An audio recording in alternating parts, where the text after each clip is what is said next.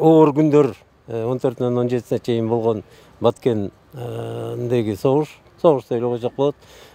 Конфликт, бирок конфликт болгону менен, приграничный болгону менен бүт куралдуу күчтөр ар тараптан тажик тарабынан колдонулду. Кыргыздын дагы, тажиктин да эл үчүн согуштун кереги жок чынында. Бирок ошону каалаган, ошону даярданып жасаган, бизге кол салган тажик тарап болуп атат. Биздин территорияга кирип келген тажик тарап болуп атат. Канча үйдү, канча мектептерди, заставаларды күйгүзүп өртөп салган тажик тарап болуп атат. Муну кечээ мурда күнү эле эл аралык журналисттерди, посолдорду алып барып көргөзүп келишти. Биз телевизордон көрдүк. Мына кечээ дагы ушул окуялар боюнча 42-чи протокол деп кол коюптур. Эми кол койгондо эки жактан, эки тараптан тең мындай бир келишимге келиш керек. Ушу 4 застава эмес, посту алып коелу дептир. Ошо чыр болгон жерде, высоталарда эч ким турбасын деп, ошого келишимди кол коюп, азыр границаны тынчталы деген бул туура.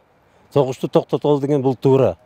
Мен эмне дер элем, ушу кыргыз элине, бардык эле биз өзүбүздүн элибизге ушундай кыйын акыбалда биз главкомдун тегерегинде, ушу биздин согушуп аткан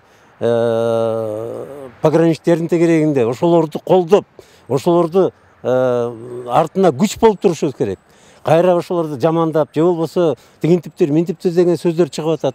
Биз дагы интернетке кирип окуп атабыз. Аны биздин пограничниктер баатырлык көргөздү. Эгерде ошол болбогондо басып кирип Баткенге чейин кирип келишмек. Өзлөрүнүн баатырдыгы менен, өзүнүн жанын аябай баарын кылып токтотушту. Ошолордун баары чыгарылды. Ошо көп материалдык дагы личный составтан дагы жоготуулар болду. Ал тараптан дагы, бул тараптан дагы согуш болгондон кийин болот экен. Эми азыр ушу элди биздин куралдуу күчтөрдү колдоп, биздин главкомду колдоп, айтканды туура түшүнүп, мына кол коюлду протоколду. Бул протоколду аткарышыбыз керек, эки тарап тең.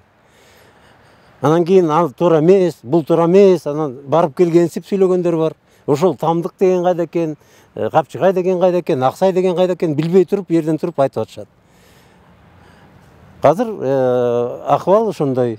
Протоколго кол коюп, ок атылбай турат. Бирок кандай десем, могу чыңалуу ошол бойдон турат. Ар жагындагы күчтөр, бер жагындагы күчтөр аягына чейин алынып кетириле элек. Бирок протоколдо айтылган эми пограничниктерден башка күчтөрдү кайра артка тарткыла деп. Ал протокол 10 күндүн ичинде срок берилгенби, 10 күндүн ичинде ошонун баары кайтарылыш керек. Элдер кайра өз иштеген жерине, жашаган жерине келип, жанагы тактай турган иштеген иштерин кыла бериш керек. Общий жолдорду, общий патрулирование менен карап туралы дейт эң башында. Анан кийин кайра мурдагы калыбына келет деген ойдобуз.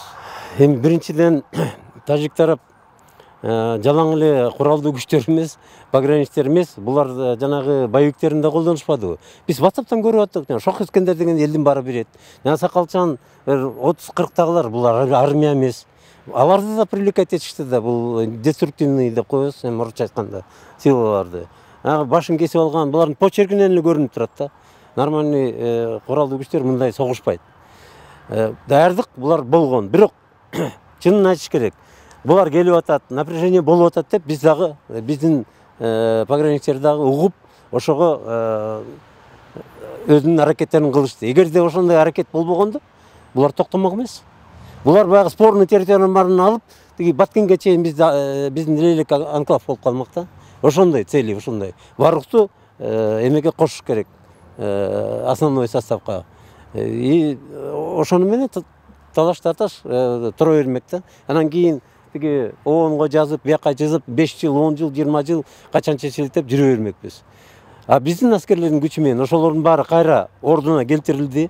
Кирген алар дагы өлтүрүлдү, жок кылынды.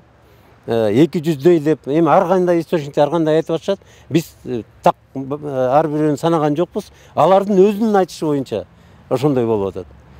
200дөн ашык киши каза болгон ал тараптан. Алардын айтышы боюнча.